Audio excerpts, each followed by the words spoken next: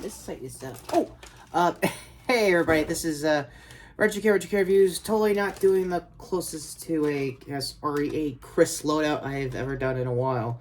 Yeah, it's my Recon Mark II, and more on that, in a minute, because, not only that, I'm, totally not Jack Traven from, Speed, no, totally not. That Keanu, I wish I was, actually cosplaying, RE1 Chris that got remade in Resident Evil Welcome to Raccoon City. The long, dumb story short is that I wanted to do Ethan from, basically, RE8, but the thing is, I kind of wanted to make the joke of, like, being just, like, waist deep, of a vlog review instead of just, you know, what you see here. This is not the most easiest cosplay in the universe, like, gonna be honest with you there. So that all being said, let's get to this review itself. Starting off at the top, my history of the Resident Evil franchise bears repeating on previous Resident Evil reviews. Go here. I do have a history of this franchise because I played the majority of the series, mainly from RE5 to now the remakes, and obviously RE8. Again, go to my previous game review for that. Yeah, in case you could tell, Chris is pretty much the easiest cosplay I could think of because I'm pretty sure I can't do boy band kind of status here for Yvonne Gioga. Hope I got your last name right. Version of Leon. Other than that, I like the cast. First and foremost, before we get to that, let's address the other elephants in the room, namely the CG movie series, which is more character accurate and ripped straight from the games. Most of the majority of that timeline's in between the mainline sequels. So again, I've done a lot of reviews of that. Again, go to my reviews. I've covered that also. Also, I have a history with the live action franchise. Namely, I will never do a retro review of them. I was gonna do a joke one again as Ethan, but due to timing, scheduling, and now in character, I turned Wolf Squad. Hi, Chris. I lost a really bad deal with that real-life version of him. And also burgering me in the comms here to basically do this version instead as like a halfway kind of deal and do with BSS, Nerf version of BSAA. Long story short, that's where we are. And that sounds more explanatory than the obvious rush marketing this movie had went through. Starting off at the top, like I said, it has a pretty decent cast, like mostly TV actors. Like I can recognize Neil McDonough and Donald Logue from mostly DC work. And Neil's case, he was like Damien Dark from Arrow, so go to his best scenes there. I guess I think during Legends when he was just like, I guess air belting some turn the mat kind of stuff. That was a good scene. I'm gonna be honest with him there. He definitely hammed that bit up.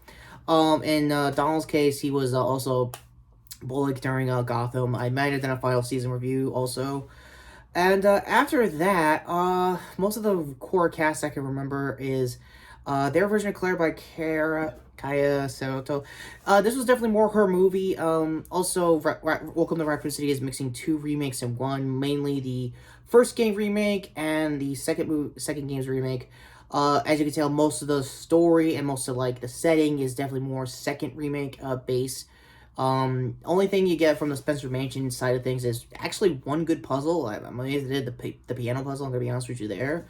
As for most of the other trimmings, as far as this plot goes, it's playing them both concurrently. I think in canon, they're always like a few weeks or months apart before the start of the other game. Again, I could be wrong.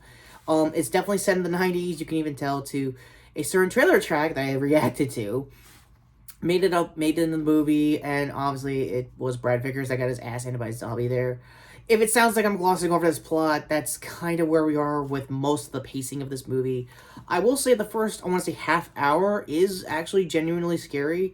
And fun fact, for, I guess, posterity's sake as far as remembering this story for future reviews, is that I was the only one seeing this in theaters. This is not a joke. I literally went last Thursday, as of this recording, and went to go see it, see if there's anybody, like, hodgepodging for, like, that second week box office. No, I was literally the only one. By the time trailers rolled, I'm like, am I going to be the only one here? So, yeah, for the most part, I usually get away with some semi-riffing when I'm watching the first time around, but I was so tempted to just belt and, like, riff the whole movie and just bitch about it, but I didn't want to make the Projector Sky's day living hell. So, to you who is watching and probably knows my channel, if so, hi, how the hell are you? Do you want to be my editor? Other jokes aside, I was really quiet, I was polite and all that stuff, and when the concession guy came, I was like, Wait, are you really here for Resident Evil? Yeah, I'm really here for that. So, plot-wise, it's rushed, and, the director, Jonas Roberts, he looked like he was a genuine fan of the games. Either that or Capcom pushed him a little harder than usual to get most of the game references in the way.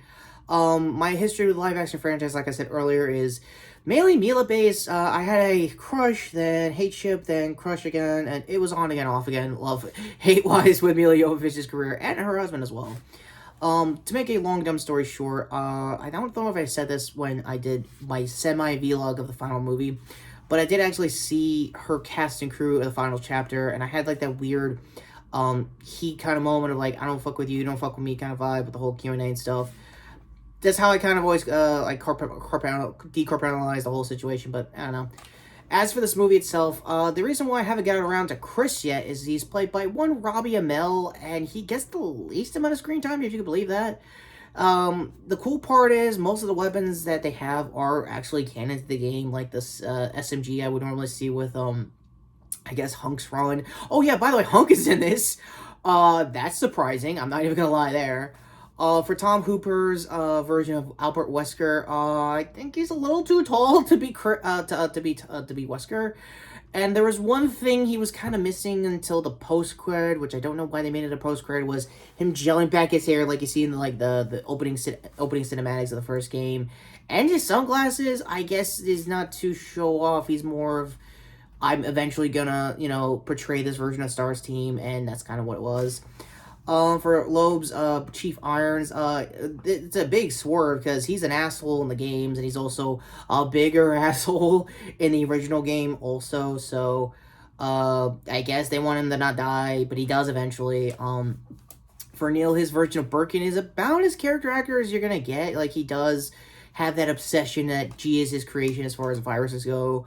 I can't remember the mom of, the Birkin family. I know the kid that played their version of Sherry, again, word verbatim for most of what you could see.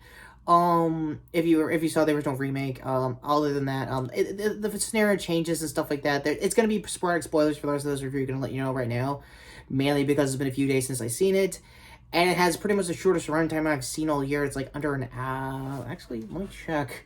I think it's like under 90 minutes at least. Ooh, they do not want to show me the runtime here on Google. Not good. But ultimately, for Robbie's version of Chris, it's fine. I could have sworn there would have been like a punching bag or two when Claire goes back to her house before everything starts. To have like a boulder punching reference, because when I started playing, the version of Chris in general was during 5. And basically his boulder punching kind of got rid of my phobia of the franchise. Yes, as weird as this may seem, I used to be afraid of this franchise, so this is kind of therapeutic. Just to have a decent character representation of most of the crew. No Barry, in case anyone's asking for any Felix references. Yeah, go to there. He'll probably bitch about that also when he inevitably does a vlog on this, or a proper review when it goes on Blu-ray. Also, Josh Kudus, I hope I got his name right, playing Ben. I think that was the Ben that got his ass handed by Mr. X in RE2. He got a bit of a bigger role. He got like 2 scenes total. He got bit later on instead of like Mr. X showing up and like ripping him out of the wall. That honestly got memed to death. Most of RE2, if I remember, got heavily memed and heavily modded to death. So again, I would normally card that, but your mileage may vary. Go pick your poison, honestly, at this point as far as memes go. If it sounds like I'm also definitely available with Jill's actor Hannah John Carmen. Oh, Hannah John Carmen. Can actually pronounce that one. Sorry for that. Yeah, she's okay. She's an okay version of Jill. She's a little show-offy, kind of like, I kind of assumed Jill was before the Spencer estate, isn't it? So, it's not that bad. There's a cute wink and a nod to, like, whenever, I guess, Jill got one over on Wesker later on in the franchise when he became a tyrant. So, it was kind of cute going on. As for Alan's version of Leon, it's about the same as what you kind of saw in the remakes. It's like his first day on the job. He's very, jittery, freaking out. He doesn't know what the hell's going on. Some saw that was a default. It's like, oh, why is he freaking out? And everyone else is nonchalant about it because he's new and it's kind of how it is. It's kind of how I kind of been defending with Ethan all throughout RE8, so that's understandable. Back to weapons, like I said, they got the SMGs right. They got Hunk right, surprisingly. They got even, I never thought I'd see this, the Samurai Edges right. For those who are new to the franchise or have seen Robert Kendo's YouTube channel explain most of the weapons of the franchise, it is pretty much the gold standard of a Beretta. Again, I'm not a nerd, I'm not a gun nerd, I'm not a gun channel, I'm mostly Nerf, and I've been mostly thinking about doing a Nerf version of the Samurai's Edge because it is a very Resident Evil kind of handgun that they all like to use, so it's very anime-inducive. It's not really real steel-inducive in case anyone's asking for the TOS and stuff like that.